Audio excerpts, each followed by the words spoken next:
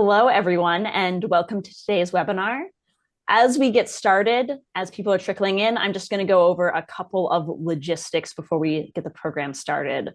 First, very glad you're here. This webinar is being recorded, so it will be available after the fact. We will send it out to everyone who's registered after the fact. So this webinar is being recorded.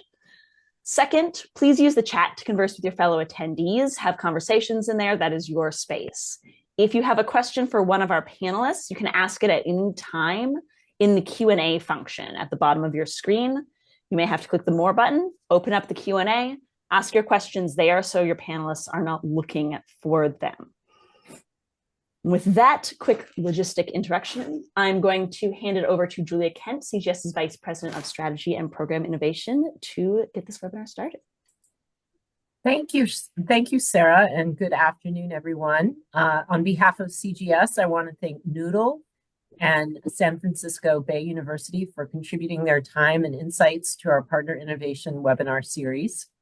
This is the second session in our series, and I encourage you to look back on the recording for our first session and consider registering for the third session that will be happening later this month. And I believe later in the program, we'll be sharing registrations and detailed information about that webinar. At this point, I'm going to pass the presentation over to Jamal Gay. Jamal is the Senior Vice President of University Partnerships with Noodle, and he will be serving as our moderator today. Thank you. Thank you, Julia, and thank you to the CGS team and to the panelists and the broader group that have joined us today. I'm excited to moderate this session. I'm joined by a dynamic and innovative trio from San Francisco Bay University, led by President Nick Ledani, Brad Fuster, Provost and VP for Academic Affairs, and Heather Herrera, VP for Strategy and Innovation. And so we've got a bit of a topical format that we'll follow. I'll toss some questions over to the team, but this is very much meant to be about them and about their journey and some of the exciting things they're doing that we hope you can relate to. And so without further ado, I will toss it over the first really topical question to Nick and team about, this idea of a new day in higher ed, new day at SFBU. What does that mean in practice for your students, for your team, and why does this moment matter? Well, thank you, Jamal. It is an exciting time for us. We've been around actually as a university for over 40 years. I like to think of us as the best kept secret in the Silicon Valley as a university. Now, up to about a few years ago, our primary focus was working with international students to come here and get their degree, mostly graduate students. But when I arrived about 3 years ago, there was really an opportunity, but also an indication that we need to change what we do moving forward. So we did a few things. First, we changed our name to San Francisco Bay University, a much better name, I think. We also upgraded our accreditation to WASC, which is a gold standard of accreditation. But most importantly, we had a new focus on using our resources to transform higher education and bring it to a new place and move it forward in an important way. So what does that mean? So hired all new cabinet members. You meet two of them here today. And the cabinet members in general, I would say we all have a healthy disgruntlement with higher education, meaning we've all been in higher education for decades, but we realize it's not working for all students. And so what does that mean? Now, in a typical higher ed institution, you can't change quickly. You really need to go through processes, and the joke about glacial pace is what higher education is. We said we're not going to bother with any of that. We're going to change higher education as a startup might in the Silicon Valley, which is where we're right in the middle of. So what did we do? We've done a few different things, and we'll talk a bit more about this as we go along, but we really truly focused on student success and comprehensive student success, meaning not just what's happening in the classroom, but what's happening outside the classroom. Right now, we're also all in on AI. I like to think of it as we are blending AI with HI, meaning human interaction, but we are leveraging AI resources to be truly different in the higher ed space, building AI professors, AI experiences, along with human professors who can help guide students and mentor students. We are low cost. Our tuition is under $10,000 a year. We are launching soon our MBA Pro Plus, which is our AI integration, HI-AI integration program. And finally, we like to think of ourselves when we really try to practice being flexible.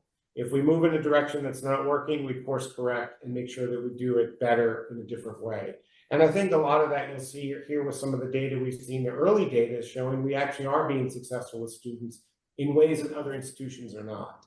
So I'll stop there.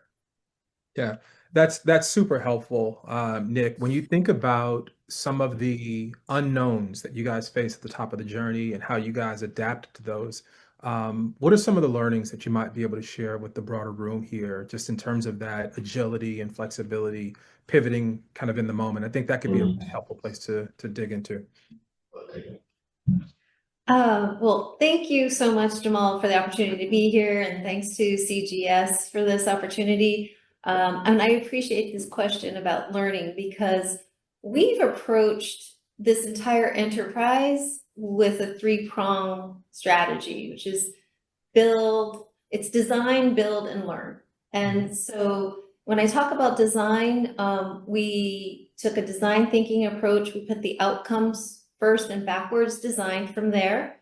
And we created frameworks that were going to help us get to those outcomes. So what that looks like, for instance, in terms of learning, we wanted to create pillars that everything could hang off of. We started, initially when I came on board in September of 2023, talking about redesigning the undergraduate curriculum.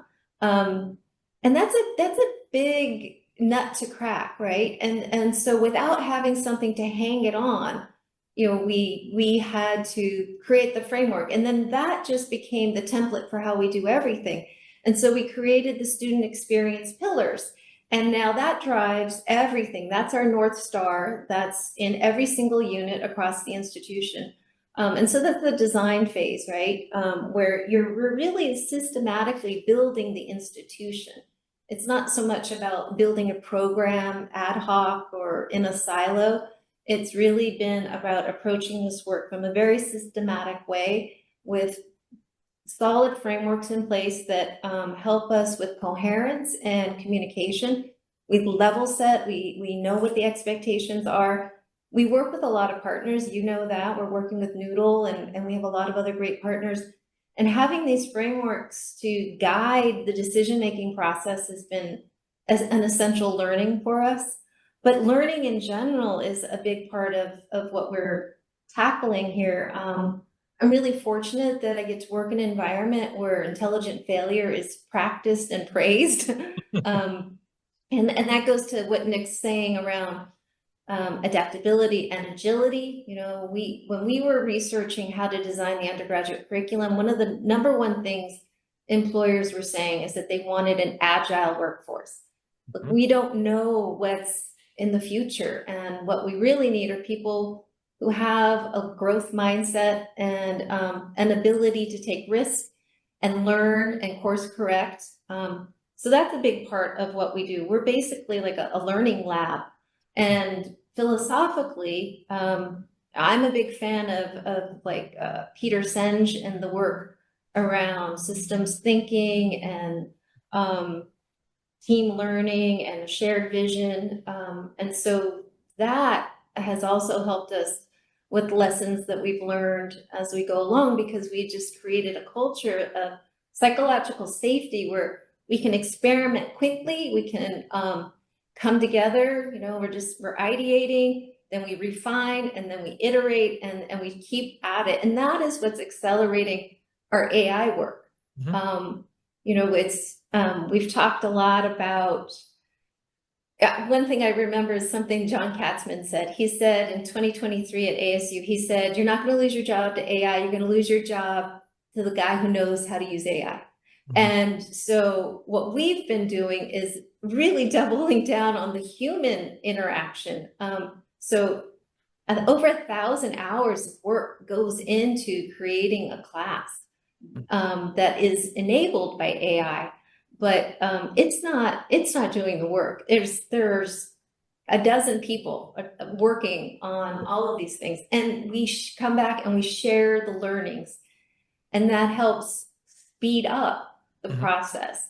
So I think teamwork and communication, collaboration, all of those have been lessons that we've learned in how we've done so much in such a short period of time. I mean, I've spent my entire career in higher ed, and I have never accomplished the number of things that we have accomplished in short of 2 years.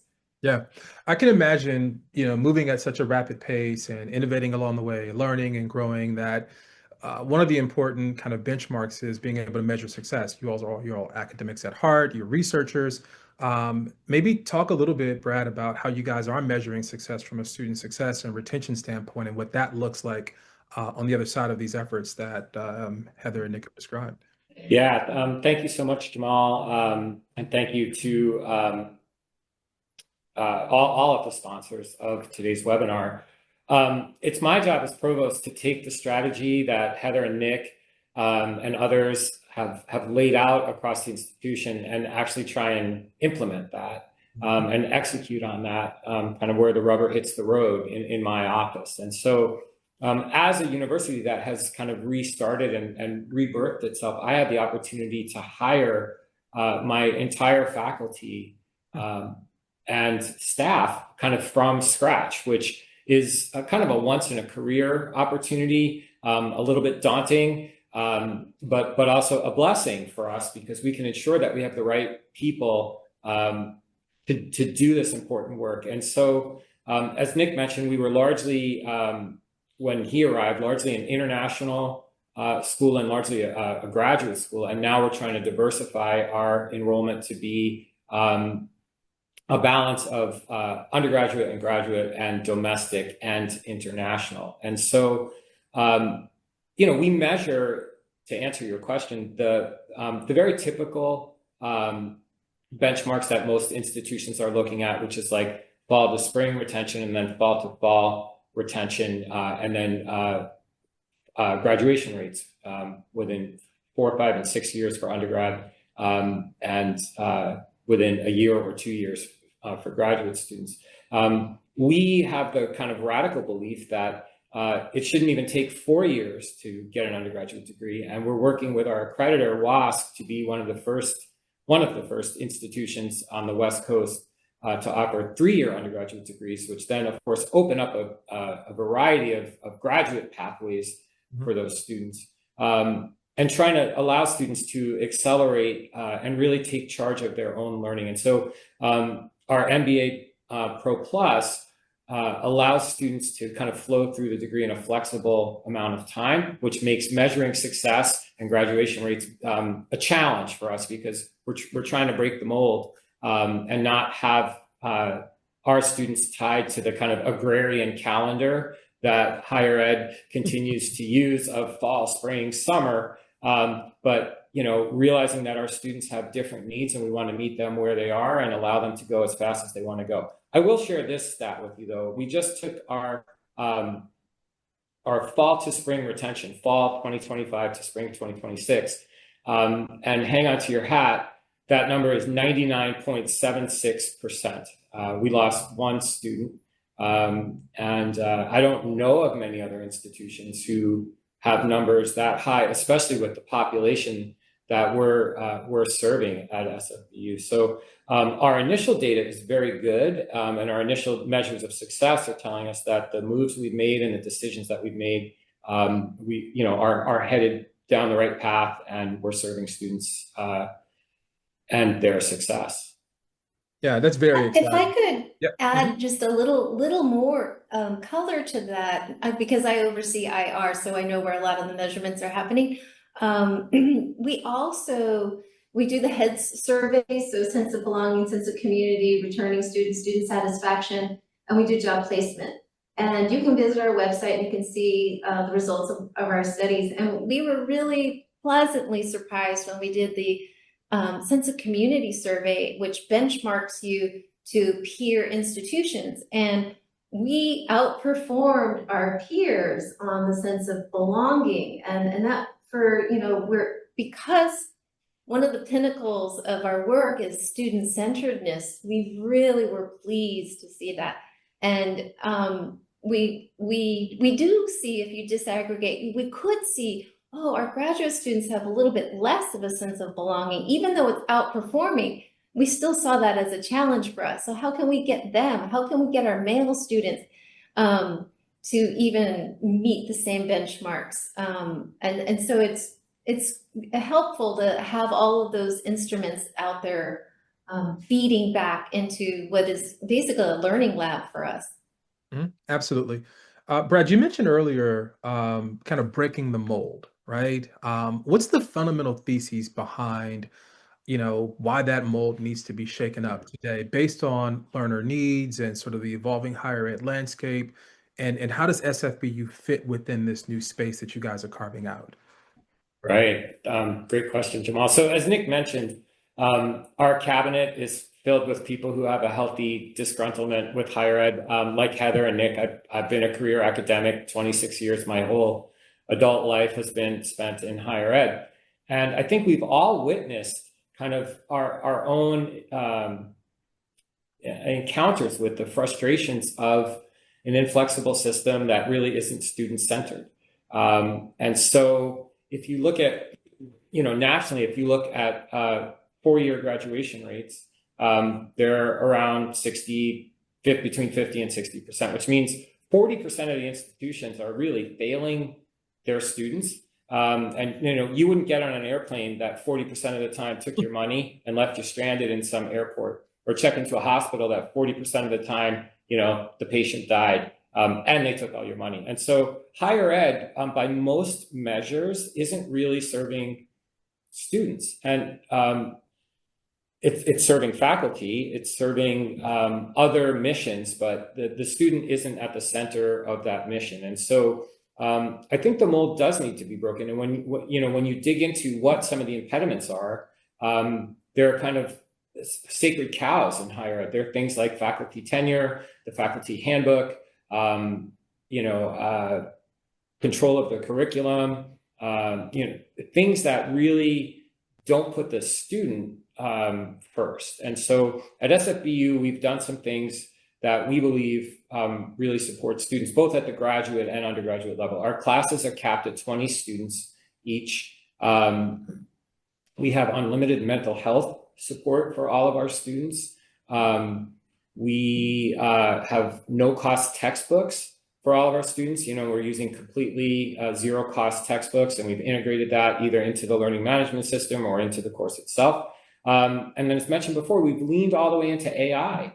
We're building AI tutors for our students who are Socratic, that ask them questions, that are available to them 24/7, that speak 300 languages, that are trained in the best pedagogy, trauma-informed practices, high-impact practices, and we're using that to really scale our reach and to support students in the best way we know how.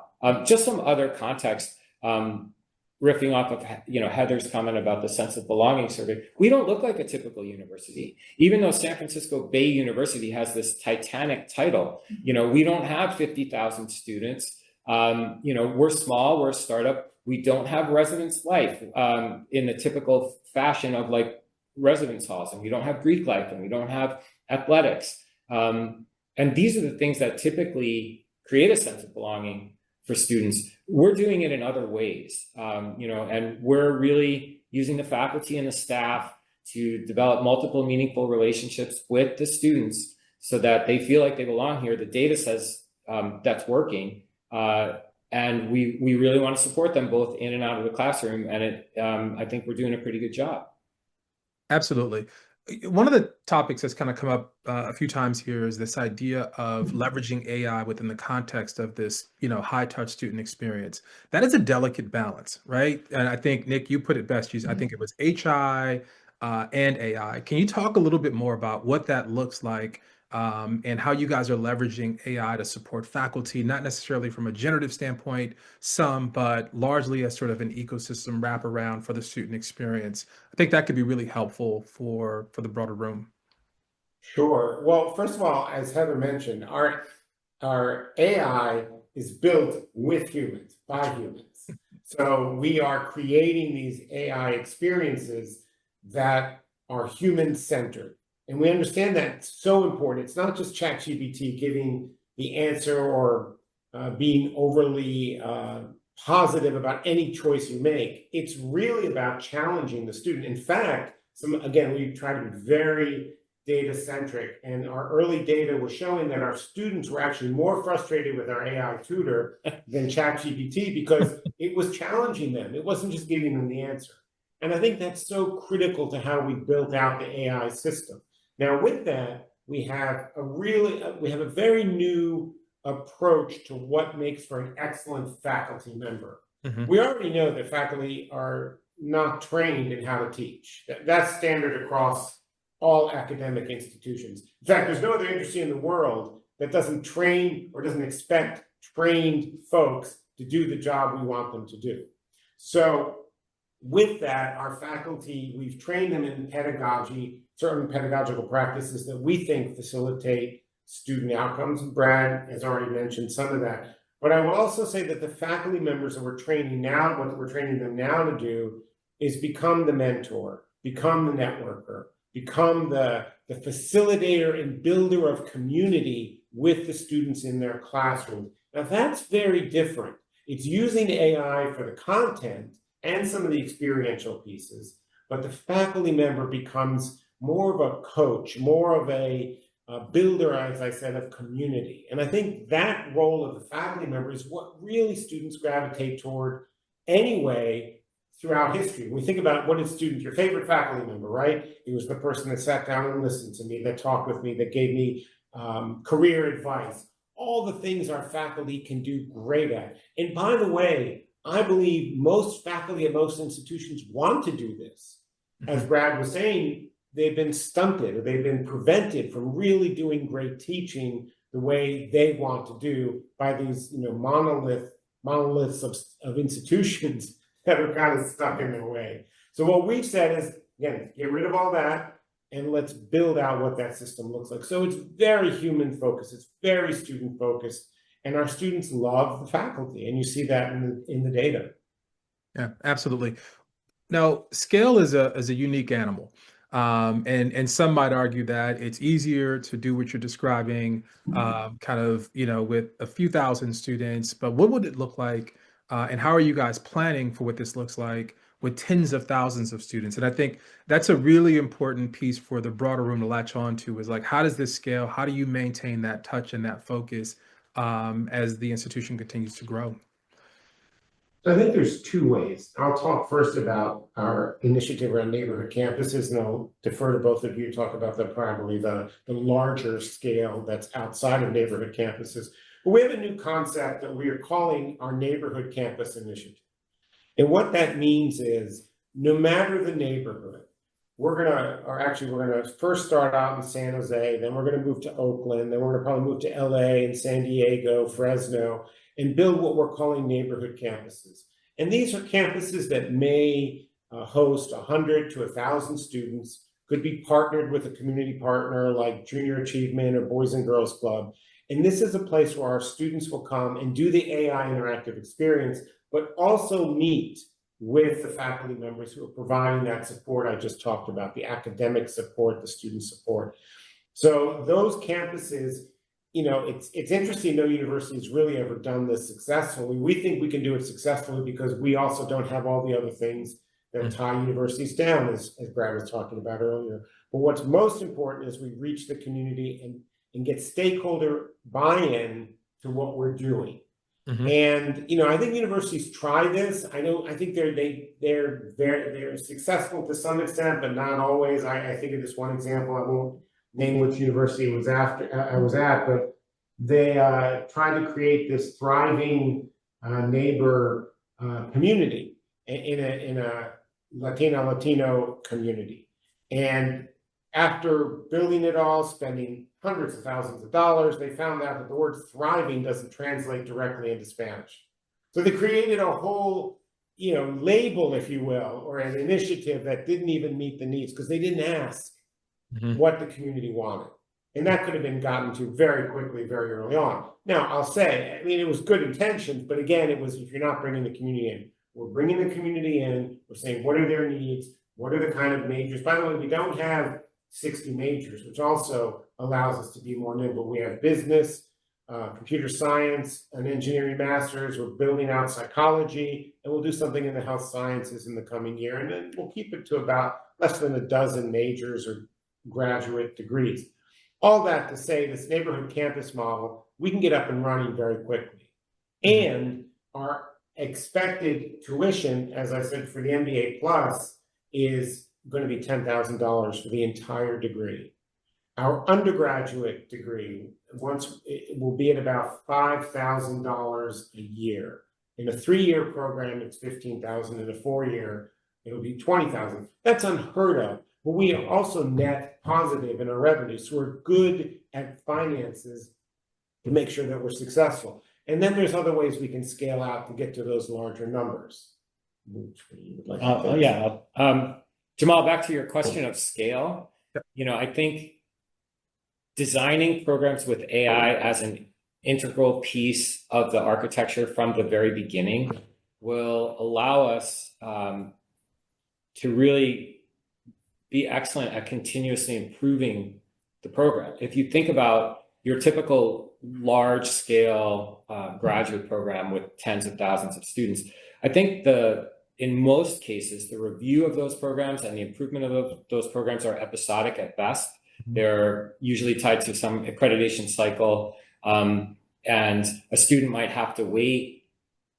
Well, a student will never benefit from the improvements that come to those classes because they have to wait till it finishes, then review the data, then make the improvements, then a faculty committee will have to vote to change, and then it has to go into the catalog, and it's like the grandchildren of those students will appreciate the benefit of the change. If we have really sophisticated dashboards that tell us how students are engaging with the material, where they're stumbling, where they're accelerating, what they enjoy, what they're getting confused at, we can really use kind of real-time analytics to very quickly make changes so that students, as they flow through the program, are having the best possible experience. And so programs that don't have that kind of AI or AI is very good at recognizing patterns, better than humans. And so our humans will use that technology to kind of amplify their ability to make programmatic improvements. Yeah, absolutely. And I love it because there's a connective tissue that you guys are building from the outset that obviously focuses on the individual student, but also builds community, to your point, Nick, in terms of being able to go out into communities in different parts of the state and ultimately beyond, so that students don't lose that, we'll call it a residential or campus experience on the other side of artificial intelligence. It's still human-centered, student-centered, people-centered from end to end, which I think is a wonderful approach. When we started the conversation, we talked about a new day. But on the other side of a new day is tomorrow. It's the future. If you look around the corner 5 to 10 years from now, what does SFBU look like? What does higher ed look like? And where are you guys intersecting with that shift and that trend change? Yeah, this is how I spend most of my waking days thinking about that. And I have been for a very long time because I have felt for over a decade that the current system is not sustainable. People can't have intergenerational student loan debt. People can't start college and not finish and not have a pathway. So the future in my mind, and the future that we're trying to build here is multifaceted. A lot of it has to do with adaptability, and what that looks like means that you don't necessarily need to come to SFBU to get a degree. You can come, you can get upskilled, you can participate in our business incubator, Innovate Bay. You can, a multitude of other things that we're doing, summer camps,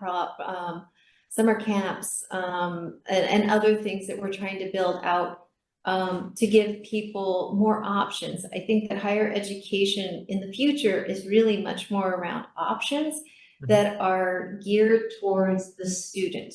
To Brad's point, that, I think in a lot of ways, The institutions are not necessarily designed around the student, where the student is, how they are when they come to you, and what it is that they need. And we've taken a completely different approach. So when I mentioned the student experience pillar, it's centered directly around the student. And around that are things like academics and multiple meaningful relationships and financial support and wellness and a lot of other supports. But at the center of all of this is the student. And so if a student comes and they haven't completed their A through G requirements in California to get into a state school, doesn't matter. We will supplement, we will help support you so that you can be ready, college ready, and do well in your classes. We will give you a 24-hour tutor that speaks over 300 languages that we have built. We've built it with our teaching philosophy. We've built it with our curriculum. So you have the same continuity of experience that you would have with your actual professor. So we are really customized the experience around the student needs. And I would say that for higher education to remain relevant, it needs to take its head out of the sand and it needs to look around and ask, what are learners needing? And where are those other places they can get that, right? Because they have options now that they didn't have before. You can get a Coursera certificate or a Google certificate. So institutions need to be agile, adaptable, offer more variety and better value. And I think, you know, to take a different, design a different playbook. I think the playbook has been that we have a captured audience and an unlimited amount of financial support. And all of that is going away. So how can you be innovative in a new space? How can you be responsive?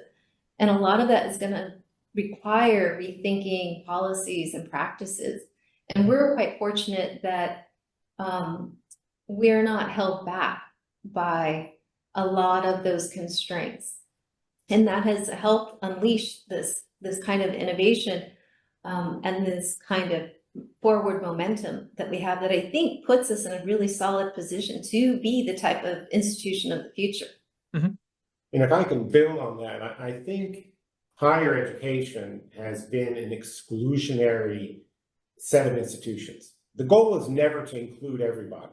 Even at the open enrollment type universities, there were still things that kept students out. As a first generation college student, I didn't know anything about college. My parents never went to college. What does it even mean? I was lucky that I went to a very good public high school that got me friends and helped me develop friendships with people that did have parents that went to college, and that helped me. But I think higher ed in general has used what I like to say as a germ theory of education. Basically, if we expose students to content, they catch learning. Mm-hmm. Well, that just doesn't work. And so what we've really tried to do in higher ed is we've tried to get into that experiential space, but we've really never been successful. Certainly not when you have 400 students in a classroom. But what we're doing, and going back to the AI, and I'll give you this as one example that I think is very, very clever. We have, anyone can teach the Harvard Business School model of negotiation skills. That's easy. That's a content-based course. What we've got are actually avatars that will negotiate with the student depending on what the student presents to them. Mm-hmm. So what happens then is the student has the opportunity to negotiate, to learn how to negotiate, get live time, real time feedback on what skills they're using well and what skills they're not, and then can try it again. Mm-hmm. Really, higher ed traditionally has gotten people to go who have had those kind of educational experiences where they really don't need a lot of guidance. They don't need a lot of faculty support. They're going to learn anyway because they've already learned the skills of learning. What we're saying is everybody should have that opportunity. And no matter what type of background you came from in terms of your educational skills base, you can go to higher ed. You can come to a higher institution like ours and get the skills you need to be successful. And that's really our approach, is not truly inclusionary in our approach to student success. Yeah, that's exciting. I'd like to take a moment to pivot over to the Q&A part of this discussion. We've got a couple of questions that are in the Q&A, and I'd encourage any of those of you who've joined to drop your questions in the Q&A as well. I'll read off the first question to you all just to give you some context on it, and then we'll kind of go down the list. And so the first question is from Sarah Ann Tompkins, CSU, and she writes, "Thank you for the presentation. I love the focus on student success and belonging. Would the team be able to share how that was measured?" We use the HEAD survey, the Higher Education Data Sharing Consortium. And I believe all of the completed surveys are on our IR website. We had a really high rate of return. We're very aggressive about getting those surveys back. And I think that survey had like a 65% response rate. So we feel like we can really trust that one. But we also do focus groups with students regularly. When we unveiled the undergraduate curriculum a year out, we sat down with the students and we got feedback from them. I mean, that goes back to us treating the institution, the innovation is happening at the institution level. It is not happening in any siloed way. It's not happening just in a program or just with a professor. It's institution-wide. So the chief learning officers sat down with different groups of students and hired graduate assistants to run focus groups. And we got feedback on the undergraduate curriculum. We also get data from the interactions that students have with their AI tutors. We can see the frequency of questions. Do they cluster around certain topics? It's week 3, kind of a make or break week for students. And that means that we can quickly go back into that class and change instruction so that there's no learning loss happening. And so that's a novel approach to how we can get AI to work for us. And it's something that I think people around here are really excited about. The fact that we put so much data into their hands all constantly. Yeah. If I can share, about, our use of mental health services by our students is quite high. And that happens nationally. And I remember early on, a number of presidents have spoken to me about the idea, well, how can you do unlimited mental health? We can't afford that. It's not possible. And what I point out to folks is, look, if one mental health therapist, who, by the way, costs as much as a staff member for a rock climbing wall to manage a rock climbing wall, but if one therapist saves 3 to 4 students at most institutions, saves meaning retains them, helps retain them, that more than pays for their salary. So it's short-sighted things like that. We can cut costs, or we just won't offer this, or we won't offer that. But those things we don't offer tend to be the ones that retain students, or the students that are most in need. And nowadays, with with retention being so important, and mental health in particular being so important, as a psychologist, I can tell you, we forget that this pandemic has a long tail of trauma that is leaving behind, and we have a lot to do these days to make sure that we're helping our students succeed. And a big part of that is mental health. Costs a lot more to get a new student than to keep the students you have. Yeah, absolutely. Thank you. There's a question from an anonymous attendee who writes, how do you break the mold with reorienting funded STEM PhD programs from research-focused to student-focused? Academic framing is more in our hands than moving the needle on research training. So, I can tell you in my experience over 30 years working at doctoral programs, master's programs, undergraduate programs, I'm director of doctoral training. Before I became an administrator, well, that was an administrative position, but it was within a program, not across the university. What I can honestly say is when I saw with my own review of tenure portfolios across different disciplines, much of the research in higher education is frankly a waste of time and a waste of resources, and really is not moving the needle. So we have to first come to terms with that not every institution needs to be an R1 institution. But if you are an R1 institution, let's be honest, don't teach if you can't do it. When I worked at an R1 institution, one of my early in my career, a faculty mentor said to me, teach well enough not to embarrass yourself. If that's the bar for teaching, then don't do it. The bar for scholarship can be high, and there's great research institutions. US has the best research institutions in the world. Let them do research. Let the doctoral students work with the faculty, but don't have the faculty teach. Don't have them do something they can't do well, or that's undervalued in their portfolio. We value our faculty, we value their teaching. We hire faculty at about 120,000 plus in salary a year. That's unheard of for new assistant professors. If any of you want to work here, come on over. You got to embrace this approach. But more importantly, I think, going back to the research piece, let's be honest what universities are doing around research, and have them do that if they're top research universities. But don't mix research with teaching if it's not working. And right now it's not working. So change the system. It's okay. Jamal, just to very quickly add to that, as we alluded to just briefly, all of our faculty are required to go through a pedagogical training here, which in higher ed is very unusual. We have a Center for Empowerment and Pedagogical Innovation with a chief learning officer, and all of our faculty are approaching the classroom with a common framework. And from my experience in higher ed, every institution has a Center for Teaching and Learning, and this is the place you either send broken faculty or it's you're preaching to the choir, right? It's a band of the willing. It's folks who already love pedagogy and teaching and want to learn more. To the anonymous person who asked the question, there's probably resources on this campus or your campus that are available that are under-leveraged or unleveraged.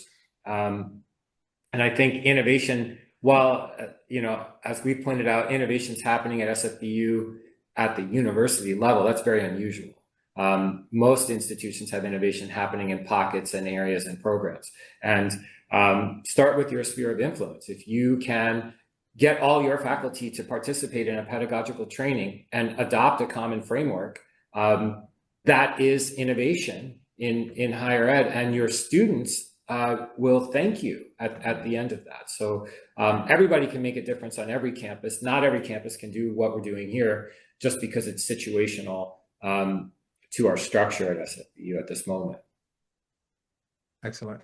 So with just a couple of minutes left here, I want to kind of offer one final question here around legacy. You all have been in higher ed for some time, individually, collectively, lots of different experiences. What would you like SFBU to be known as from a legacy standpoint if we looked out somewhere down the road as higher ed kind of weaves its way through this slow transition? Is it a vanguard? What do you want people to look back and see SFBU as within this broader shift that we're all experiencing? Can I go first? I think we should end with you, Nick. No, it's fine. Yeah, you'll be the closer for this. Yours will be better though. That's No, the it problem. won't. Very quickly, Jamal, I don't know the last time you were in San Francisco, if you took a Waymo, these self-driving taxis. There's a really broad parallel between the work we're trying to do here with AI and the future.